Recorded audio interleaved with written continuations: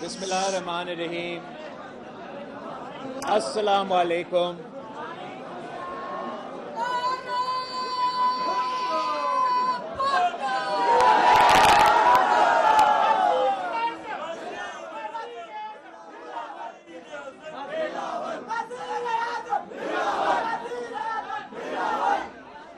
آج میں Sindh high court پاک کا صدر اور جنرل سیکرٹری اور پورا تنظیم کا شکر گزار ہوں کہ آپ نے ہمیں یہ موقع دیا کہ سندھ ہائی کورٹ کے وکلاء سے ہم خطاب بھی کریں، انٹریکٹ بھی کریں. میں ساتھ ساتھ پاکستان پیپلز پارٹی کے لائرز فورم کا تنظیم کا شکر گزار ہوں اور حکومت سندھ اور ہمارا لا منسٹر کا میں شکر گزار ہوں. اب سندھ ہائی کورٹ تو سندھ ہائی کورٹ جیسے ادارہ ہم تو یہاں بچپن سے آتے ہیں، تو ہمارے بہت سے یادیں ہیں اس ادارہ کا، اس بلڈنگ کا، سندھ ہائی کورٹ کا، یہاں کا وکلا کا، یہاں کا ججز کا. جتنا میں آپ کو جانتا ہوں کوئی اور آپ کو نہیں جانتا.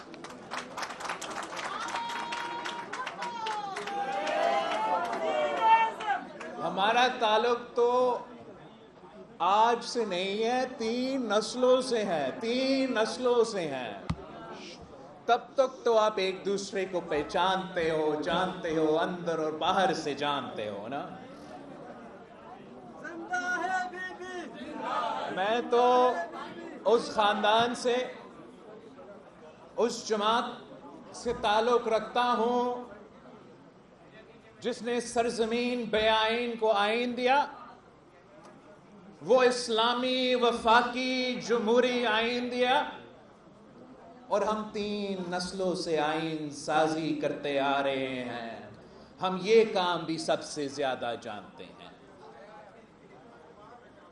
جہاں تک ہمارا 1973 کا آئین کی بات ہے، میں سمجھتا ہوں کہ اگر آج پاکستان موجود ہے، اکٹھا ہے، ایک طاقتور ملک ہے، تو وہ ہمارا 1973 کی آئین کی وجہ سے. جو بھی حقوق آج جس کے بات کیا جاتا ہے،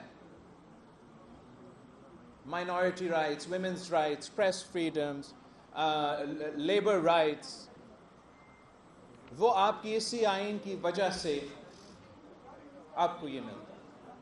اور ہمارا تاریخ کچھ ایسا ہے کہ ہم نے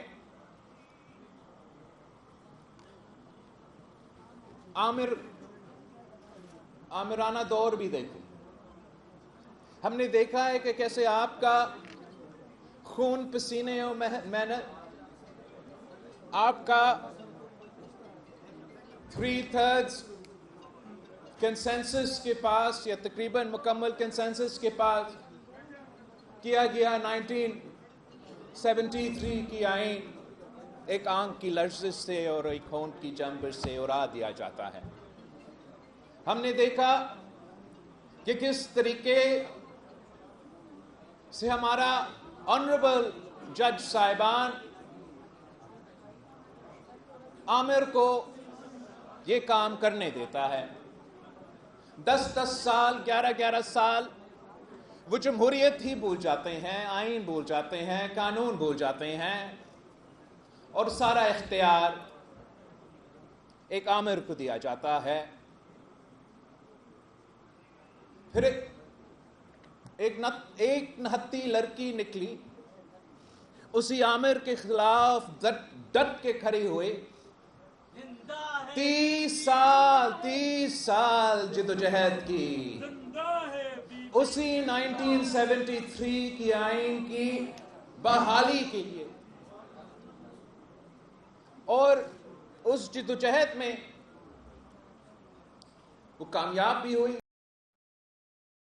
جنرل ضیاء کا آمرانہ دور ختم ہوا، جمہوریت بحال ہوا، مگر اس آئین کو 1973 کی قائد عوام کا دیا ہوا آئین کو ہم بحال نہ اس وقت نہیں کر سکے۔ ایک اور آمر کا دور بھگتنا پڑا، وہ آمرانہ دور بھی اس وقت ہمارا آئین کو ایک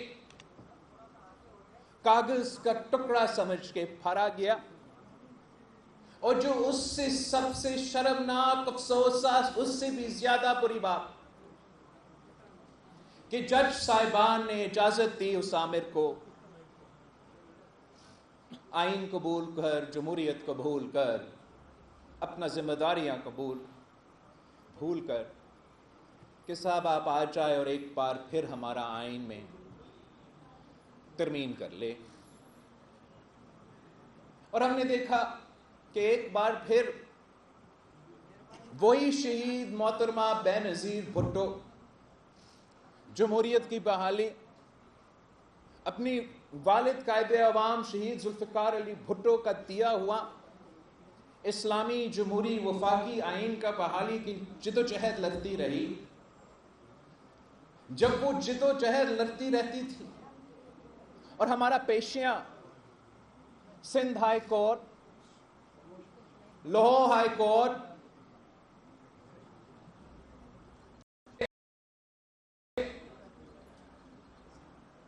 جب ہم جج صاحبان کے سامنے پیش ہوتے تھے اور وہ ہمیں آئین اور قانون کا درس دیتے تھے، اسی وقت وہ ایک آمر کا حکومت کو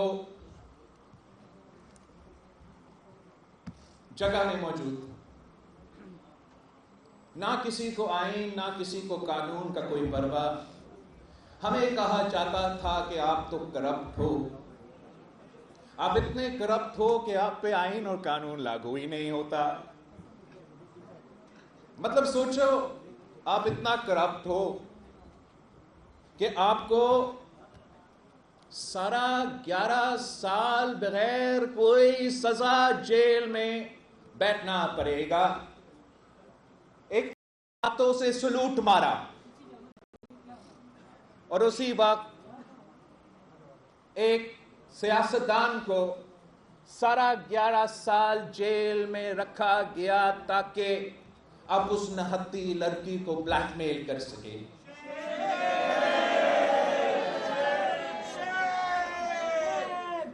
یہ تو ایک عجیب نظام تھا کہ پاکستان کی جمہوریت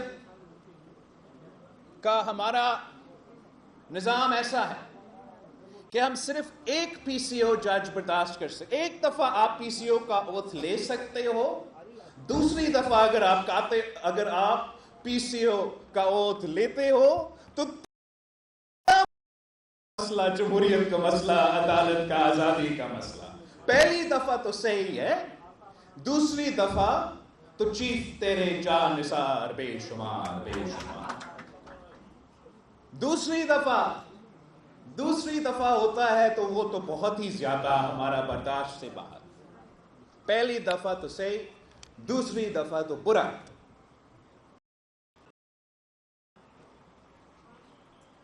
ہم نے جمہوریت کی بحالی کے لیے نسلوں کا قربانیاں دی تاکہ عوام کا طاقت چلے، عوام کی مرضی چلے، کہ اگر آپ فیصلہ کریں تو آپ ایسے نمائندے بھیجیں گے اپنا پارلیمان میں کہ آپ کی مرضی کا قانون بنے، اور ہم تو بڑا لمبا عرصہ جدوجہد، تو جلدی جلدی کی بات کر رہا ہے نا آج کل. یہ تو ایک جلدی کوئی نہیں، 3 نسلوں کا جدوجہد. یہ جلدی کوئی نہیں، ہم مسلسل کوشش کرتے آ رہے ہیں. جب چیف جسٹس افتخار چودھری ایک سٹنگ پی سی او جج تھا، اور تب تک اس کو خیال نہیں آیا تھا، نظر نہیں آ رہا تھا کہ وردی میں بیٹھا ہوا عامر ہے. تب شہید محترمہ بے نظیر بھٹو نے چارٹر آف ڈیموکریسی پہ سائن کر کے یہ طے کیا کہ اگر ہم نے پاکستان کا نظام ٹھیک کرنا ہے، جمہوریت بحال کرنا ہے، عوام کے مسائل حل کرنا ہے، تو چارٹر آف ڈیموکریسی جیسے ڈاکیومنٹ پہ لاگو کرنا پڑے گا. اور اسی چارٹر آف ڈیموکریسی پہ ہم نے وعدہ کیا کہ وہ 1973 کی آئین کا جس کا ذکر ہو رہا تھا اس سے پہلے، کہ اس کو بحال اس کی اصل روح کے مطابق کرنا پڑے گا، اور تمام کالے قانون کو اس سے مٹانا پڑے گا. اس چارٹر آف ڈیموکریسی میں شہید محترمہ نواز شریف صاحب کا دستخط تھا. شہید محترمہ بے نظیر بھٹو کا شہادت ہوئی، قربانی دی جمہوریت کے لیے. اور ہم سمجھتے ہیں کہ جب اس اسمبلی نے 18ویں ترمیم پاس کروایا، 1973 کی آئین بحال کیا، این ایف سی ایوارڈ دیا، صوبوں کو حقوق دی، تو ہم نے شہید محترمہ بے نظیر بھٹو کا نام مکمل مشن کو مکمل کیا. جب ہم 18ویں ترمیم پاس کر رہے تھے تو شہید محترمہ بے نظیر بھٹو نے کو باقی سیاستدانوں سے زیادہ وہ جانتی تھی کہ کتنا ٹوٹا پوٹا ہمارا سو کالڈ عدالت کا، انصاف کا نظام ہے اس ملک. اس لیے اس نے خود بطور ایک بیٹی اس انصاف کا ادارہ کا جائزہ لیا اپنی زندگی میں. جب ہمارا ہائی کورٹ آف لاہور، ہمارا supreme court of Pakistan became nothing more than a murder scene for شہید ذوالفقار علی بھٹو. ہم نے دیکھا یہ کہیں اور ہوتا ہے یا نہیں ہوتا، ہمارا ملک میں ہوا کہ انصاف دلوانے والا ادارہ نے قتل کیا، عدالتی قتل کیا قائد اعظم. تو شہید محترمہ بے نظیر بھٹو نے یہ خود دیکھی. پھر جب جنرل ضیاء الحق کا دور تھا تو شہید محترمہ بے نظیر بھٹو نے اپنے آنکھوں سے دیکھا کہ کس طریقے سے نہ صرف وہ خود مگر جمہوری پسند ہر کارکن پہ ناانصافی ہوا، تشدد ہوا، ظلم ہوا، اور ہمارے انصاف کے اداروں نے اس کام کا اجازت دی.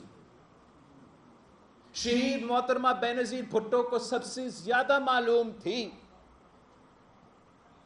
کہ ہمارا نظام ٹوٹا ہوا ہے، تو اس لیے اس نے یہ پیش رفت کی. اس وقت جب افتخار چودھری پی سی او جج تھا، کوئی انقلابی نہیں، اس وقت جب کسی چیف جسٹس نے خواب بھی نہیں دیکھا تھا کہ میں نے ڈیم بنانا ہے، اس وقت شہید محترمہ بے نظیر بھٹو نے یہ طے کیا تھا، عوام کے نمائندے نے یہ طے کیا تھا کہ آئینی عدالت بنے گا، جوڈیشل ریفارمز ہوں گے اور عوام کو فوری اور جلدی انصاف ملے گا. یہ اس وقت سے پہلے تھا جب آپ کے عدالت ٹماٹر اور پکوڑے کی قیمت کا تعین کر رہے تھے. تھینک یو، میرا اردو کمزور، کا تعین کر رہے تھے. اس وقت سے پہلے طے ہوا، اور اب سے آپ کو مزے کی بات، شہید بیوی کے 30 سال کی جدوجہد، شہادت کے بعد 18ویں ترمیم پاس ہوا، اس میں آئینی عدالت نہیں تو جوڈیشل ریفارمز تھا. کتنا لمبا چوڑا پروسیس، 2/3 نہیں 3/3 پورا پارلیمان نے فیصلہ کیا، عوام کے نمائندے ہوتے ہوئے، ہمارے کارکنوں کے خون پسینے کے محنت کے بعد، قربانیوں کے بعد ان عوام میں پہنچتے ہیں، نسلوں سے جدوجہد کرتے آ رہے پھر پہنچتے ہیں. اور یہ کنسنسس 3 نسلوں ساتھ بناتے ہیں کہ ہم نے جوڈیشل ریفارمز کرنا تھا. تمام کالے قانون عامر نے لے کر آئے، ختم. Devolution done, NFC award done, Pakhtunkhwa done. پر ہم نے جوڈیشل ریفارمز بھی ایک حصہ تھا نا، یاد ہے آپ کو، تو ہم نے پاس تو کروایا تھا. مگر جج صاحبان، آنریبل جج صاحبان، جنہوں نے ریاست کو ماں کی طرح بنانا تھا، جنہوں نے انصاف دلانا تھا، انہوں نے پارلیمان کی آئین کو استعمال کر کے ہمارا 3 نسلوں کا محنت کا ضائع کرنے کا دھمکی دے کے کہ ہم آپ کا 3/3 کا پاس کیا گیا 18ویں ترمیم کو پھینک دیں گے، پھاڑ دیں گے. یہ وہی سوچ ہے جو عامر کا سوچ ہے نا. جب ایک کاغذ کا ٹکڑا ہے تو جو بھی آپ کا یونیفارم ہو، وہ سمجھتے ہیں کہ وہ پھاڑ سکتے ہیں جب بھی وہ جی چاہیں. تو یہ دھمکی دیا گیا، پارلیمان کو دھمکی دیا گیا کہ آپ کا پورا آئین کو ہم ترمیم کریں گے اگر آپ یہ جو ججز اپوائنٹمنٹ کا پروسیس ہے اس پہ نظر انسانی نہ کرے. ہم نے کیا کہا تھا؟ یہ پوری دنیا، آپ یونائٹڈ اسٹیٹس کا ایگزامپل دیکھ لیں. وہاں جب ان کا سپریم کورٹ جو کہ کانسٹیٹیوشنل کورٹ ہے، ان کا جج کا تعیناتی ہوتا ہے تو پورا پارلیمان سامنے بیٹھا ہوتا ہے، عوام کے نمائندے، اپوزیشن کے، حکومت کے. اور یہ کوئی جیو اور ایئر وائی والا انٹرویو نہیں ہوتا ہے بھائی.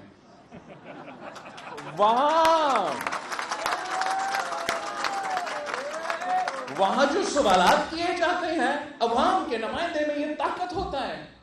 ان سے پوچھا جاتا ہے، ان کے پورا ماضی کے بارے میں پوچھا جاتا ہے، ان کے عدالت میں ان کی جو تاریخ ہے اس کے بارے میں پوچھا جاتا ہے، ان کا ہر ایک فیصلہ سامنے لیا جاتا ہے، پڑھا جاتا ہے، باقاعدہ ان کا پورا پروسیس ہوتا ہے. اور اگر وہ پارلیمان کہتا ہے کہ آپ قابل ہو اس ملک کا جج بننے کا، تو وہ جج صاحب جج بنتا ہے. اور یہی وجہ ہے، میں آپ کو بتاؤں، یہی وجہ ہے کہ آج تک امریکہ میں آمریت نہیں رہا ہے. ورنہ وہاں بھی دونوں ہاتھوں سے سلوٹ ہوتا. اب ہمیں یہ دھمکی دیا گیا کہ آپ ترمیم کریں 19ویں آئینی ترمیم. اس دھمکی کی وجہ سے آیا، اور جس فیصلہ پہ یہ آئینی ترمیم ہوا، جس دھمکی پہ یہ آئینی ترمیم ہوا، آج تک وہ ڈیٹیلڈ آرڈر سامنے نہیں آیا. تو آپ کہتے ہیں کہ ہم ٹائم لے، بالکل 100 بسم اللہ 3 نسلیں لڑیں گے، لیکن ہم اپنا جوڈیشل ریفارمز لے کر آئیں گے. چارٹر آف ڈیموکریسی کے مطابق جو شہید محترمہ بینظیر بھٹو نے وعدہ کیا تھا، ہم پورا کر کے دکھائیں گے. ہم نے ماضی سے اپنے سبق سیکھے ہیں. ہم وکلا برادری کا بہت ہی عزت کرتے ہیں، اور کیوں نہیں کریں گے. جب قائد عوام شہید ذوالفقار علی بھٹو خود وکیل تھا، جب پاکستان پیپلز پارٹی کو بنانے والے وکلا تھے، نہ صرف قائد عوام شہید ذوالفقار علی بھٹو مگر پاکستان پیپلز پارٹی کے امیدوار، پاکستان پیپلز پارٹی کی تنظیم، آدھا سے زیادہ ہمارا نیا جو پارلیمان بنا تھا وہ آپ کی برادری سے بھرا ہوا تھا. اور بڑا احترام کے ساتھ، بڑا عزت کے ساتھ وہی طریقہ ہے کہ آپ قانون سازی کرے، آپ آئین سازی کرے، کہ آئے الیکشن لڑو، ممبر پارلیمان بنو، رضا ربانی بنو، جو بھی پاکستان پیپلز پارٹی کا حفیظ بھی، جو بھی آپ نے بننا ہے بنے.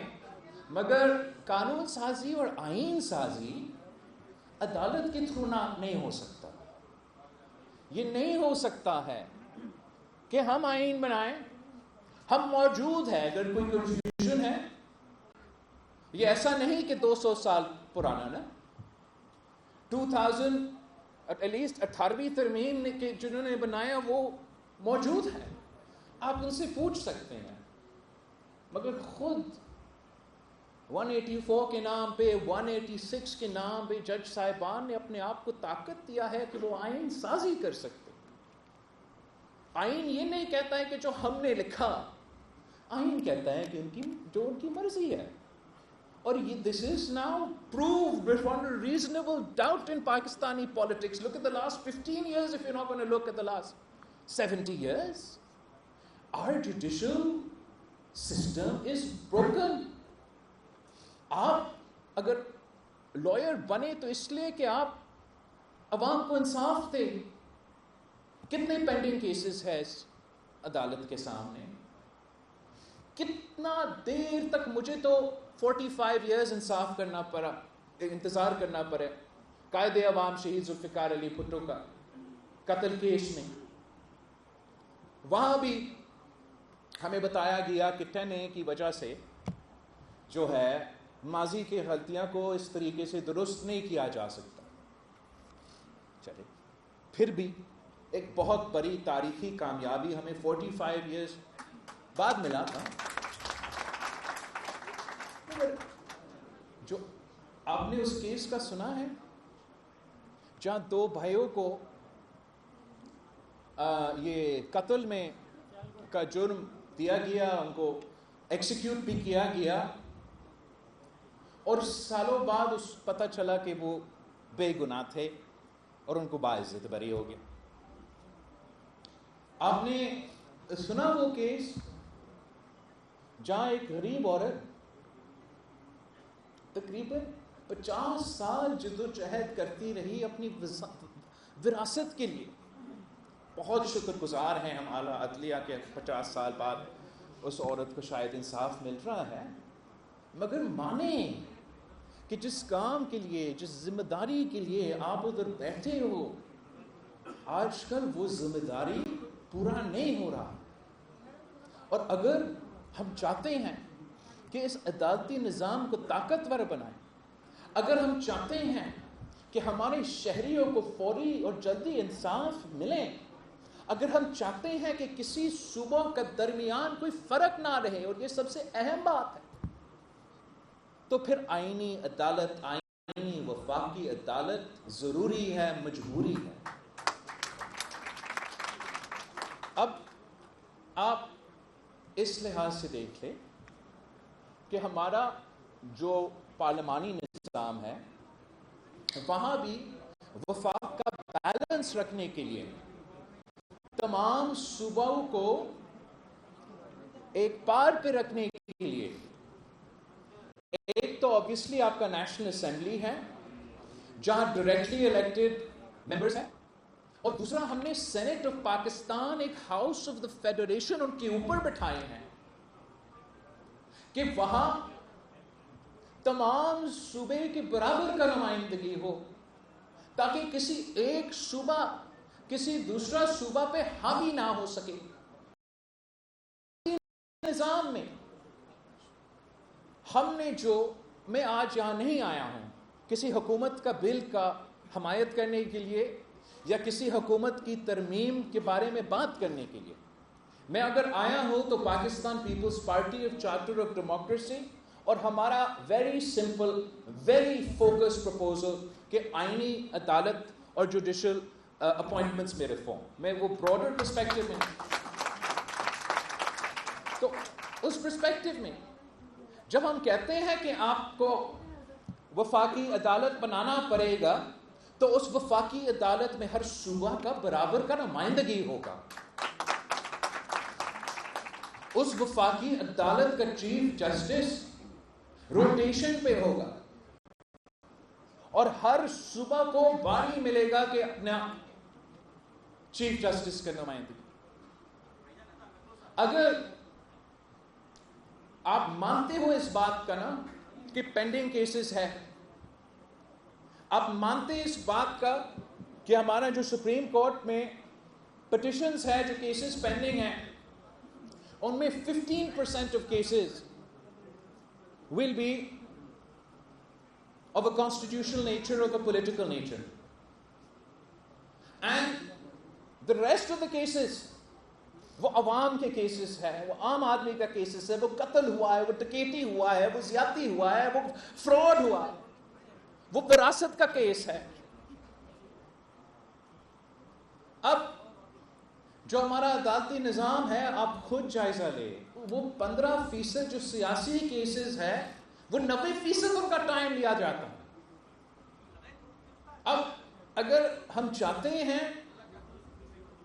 کہ ہم عوام کو انصاف دلوائیں تو جس کام کے لیے یہ ادارے بنے، یہ ادارہ بنا، وہ ادارہ بنا، عوام کو انصاف دلوانے کا، تو ان کو وہ کام کرنے دیں.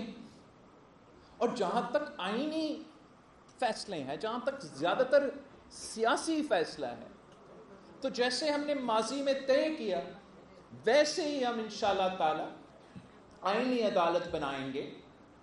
اور اس آئینی عدالت دیکھے گا کہ آئین کے کیا مسئلے ہیں.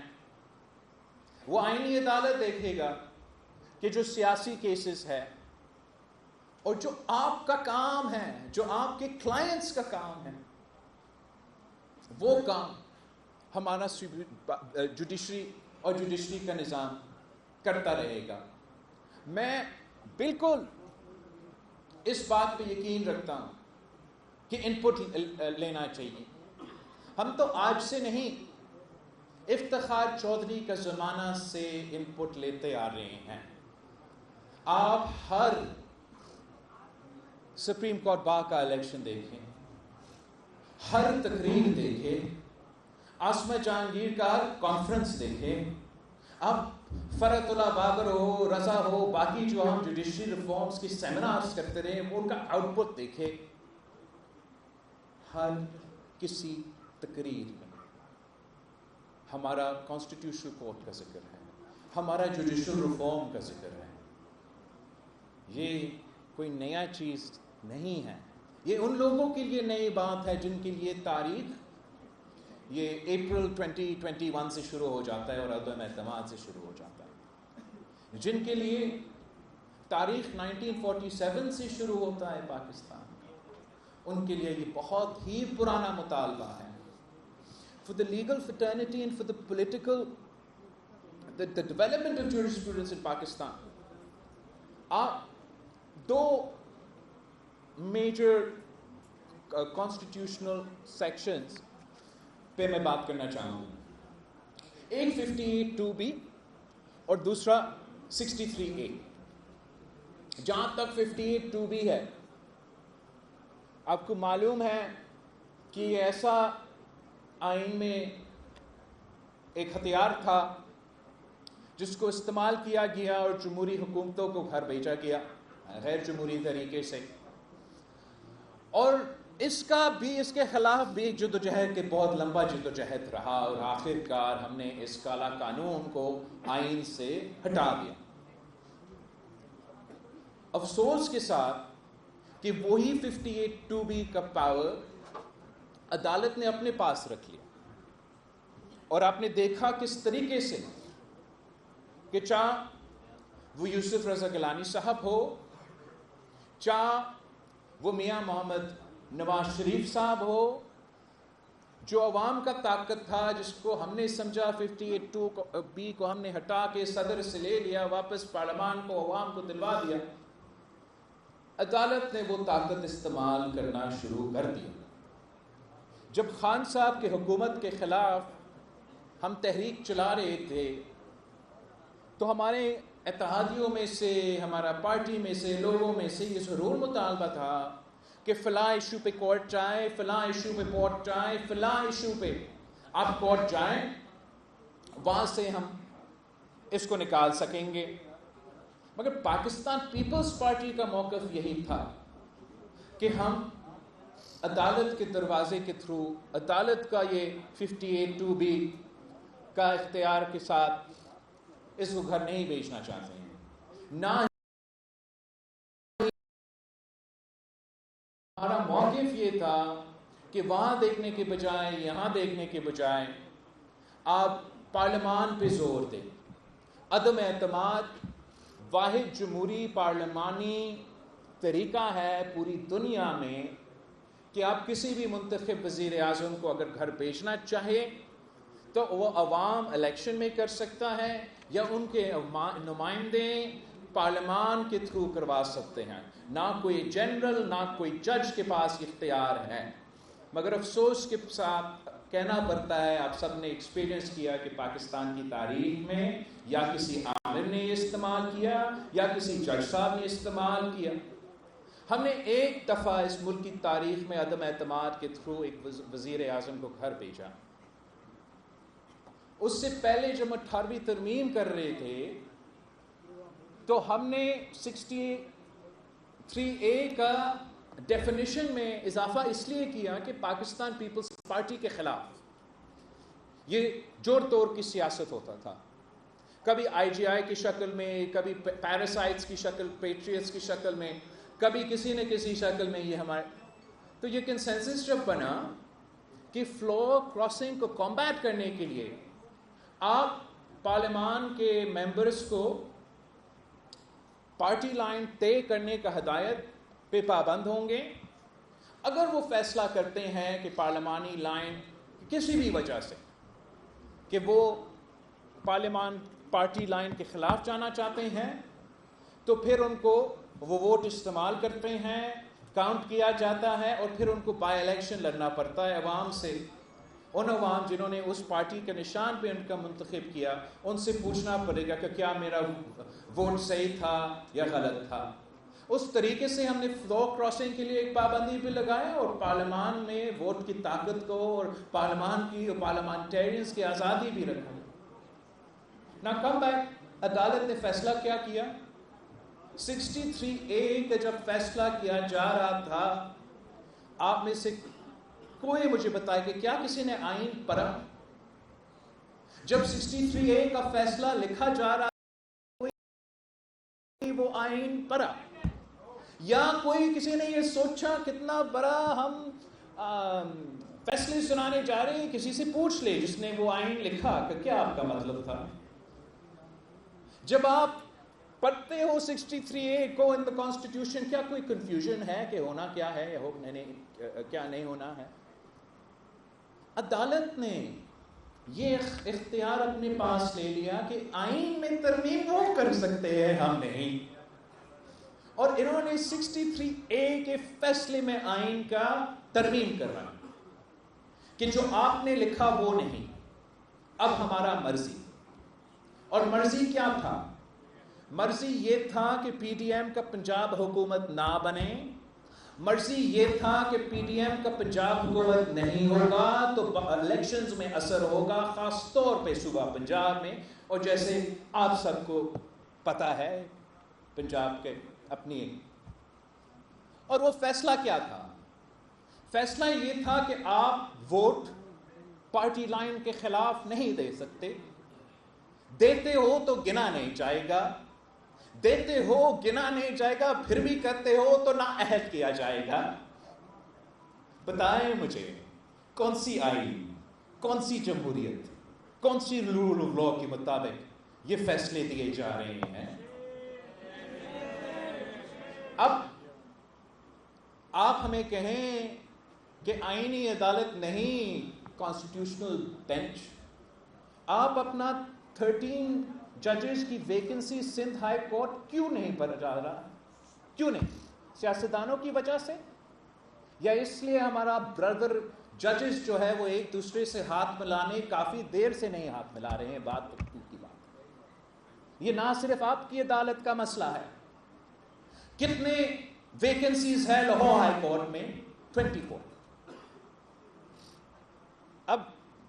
اب ایک اور بینچ بنا لیں, وہ بینچ ویسے ہی چلے گا جیسے باقی بینچز چل رہے ہیں. آپ ایک اور بینچ بنا لیں. آپ کہہ رہا ہے اضافہ کر رہے ہو ججز کا. 100 بسم اللہ. میں چاہتا ہوں, میں روزگار دینا چاہتا ہوں, میں چاہتا ہوں کہ ہر بینچ پہ میں اضافہ کرے, لیکن بھریں گے کیسے آئینی ترمیم کے بغیر؟ اس لیے اس وقت جو ہے ججز کہتے ہیں کہ ان کی مرضی. آپ نے جو 19ویں ترمیم کے مطابق ترمیم کیا اس کے مطابق ہی نہیں چلے گا. ہمارا رولز و مطابق, ہمارا رولز کے مطابق آپ جوڈیشری میں اپوائنٹمنٹس کریں گے. اور رولز کیا کہتے ہیں کہ the judiciary is of the judiciary, for the judiciary and by the judiciary. آپ نے جج بننا ہے تو آئے میرا پریکٹس میں پریکٹس کرو. آپ نے جج بننا ہے, آئے میرا خاندان کا حصہ بنو. آپ نے جج بننا ہے, ملوٹ کرو. یہی تو وجہ ہے ہمارا نظام ٹوٹا پھوٹا ہے. تو ہم نکلے اس کو ٹھیک کرنے کے لیے. آپ اگر میاں شہباز شریف صاحب کا نیت پہ شک کرتے ہو کرو. اگر آپ کسی جج صاحبان کا نیت پہ شک کرتے ہیں کرو. اگر آپ میرا کسی اتحادی کا نیت پہ شک کرتے ہیں کرو. کسی ادارہ کا نیت پہ شک کرتے ہیں کرو. میرا نیت پہ شک نہ کرو. میرا نیت یہ ہے کہ جس آئین سازی کا کام میں 3 نسلوں سے کرتا آ رہا ہوں, جس جمہوریت کا بحالی ہم 3 نسلوں سے جدوجہد لگتے آ رہے ہیں, جس آئین کا بالادستی میرا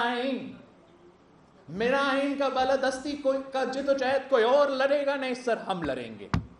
مگر میرا آئین کا بالادستی کے لیے ضروری ہے کہ تمام صوبوں کو ایکول ریپرزنٹیشن ملے, تاکہ کل کسی جج میں ہمت نہ ہو کہ سندھ میں آ کے اعلان کرے کہ وہ کالاباغ ڈیم بنائے گا. ہم آئینی عدالت بنا کے رہیں گے. ہم آئینی عدالت بنا کے رہیں گے.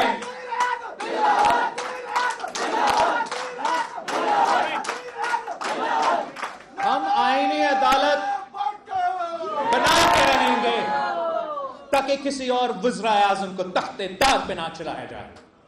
ہم آئینی عدالت اس لیے بنائیں گے تو ان سب شکایت سارے مسئلے کی اپنی جگہ, تاکہ اس ملک کے عوام کو انصاف ملے. اس ملک کے عوام کو میرا ذمہ داری ہے. آپ لائرز بنے ان کا کیس لڑنے کے لیے. میں اس ہاؤس میں بیٹھا ہوں تاکہ میں قانون بنائیں, تاکہ میں آئین بنائیں. اور میں سمجھتا ہوں کہ بہتر ہوگا کہ ہم کنسنسس کے تھرو بنائیں. بہتر ہوگا کہ دوسری جماعتیں ساتھ مل کے بنائیں. مگر ماضی سے ہم نے اپنے سبق سیکھیں. جو غلطیاں ہم نے دیکھا تھا لائرز موومنٹ کی وجہ سے, جس طریقے سے ہمارے عدالت کا نظام اس تحریک کے نتیجے میں چل پڑا ہے, اس دفعہ ہم آپ کی تقریریں بھی سنیں گے, آپ کے جلسے اگر ہوں گے تو ہوں گے, مگر آپ کا انپٹ بھی. میں نے نائک صاحب کو کہا ہے, I know the law minister on his own accord, ہمارا پرانا بھی آپ کے جو پہلے عہدیدار تھے ان کا انپٹ تو پڑا ہوا ہے. اگر مزید کوئی انپٹ ہو وہ ضرور دیں. بٹ آئینی عدالت تو بنے گا. جوڈیشل ریفارم کو ہمیں لے آنے پڑیں گے. قائد عوام شہید ذوالفقار علی بھٹو کو اگر 50 سال بعد انصاف ملا ہے, اب انشاءاللہ تعالی عوام کو انصاف ملے گا. میں خاص طور پہ اس پوائنٹ پہ اس سپیچ کو اینڈ کرنا چاہوں گا اور پھر آپ کے سوال کے جواب دینا چاہوں گا کہ میں دونوں جج صاحبان, چاہے وہ جسٹس عیسیٰ ہو یا جسٹس منصور علی شاہ صاحب ہو، ان کا بہت احترام کرتا ہوں، اتنا احترام کرتا ہوں جتنا کسی اور جج کسی ماضی کی بینچ کا میں نہیں. اور وہ ویری سمپل ہے کہ یہ دونوں جج صاحبان اس بینچ میں تھے جس نے قائد عوام شہید ذوالفقار علی بھٹو کا فیصلہ سنایا. کسی اور کا نیت جو بھی ہو، میں کوئی پرسن اسپیسیفک آئین نہیں بناؤں گا، میں کوئی پرسن اسپیسیفک قانون نہیں بناؤں گا، مگر میں کسی آپ کی اپنا بھی، ہمارا اپنا سیاست ہوتا ہے، آپ کی وکلا کا سیاست بھی ہوتا ہے، جوڈیشری کا انفارچونیٹلی نہیں ہونا چاہیے، وہاں بھی اپنا سیاست بھی ہوتا ہے. میں نہ وکلا کا سیاست کا شکار ہوں گا، نہ جوڈیشری کا سیاست کا شکار ہوں گا. ہم نے اپنا کام کر کے دکھانا ہے، عوام کو ہم جواب دیں گے، آئین ہم بنا کے رہیں گے. آپ سب کا شکریہ.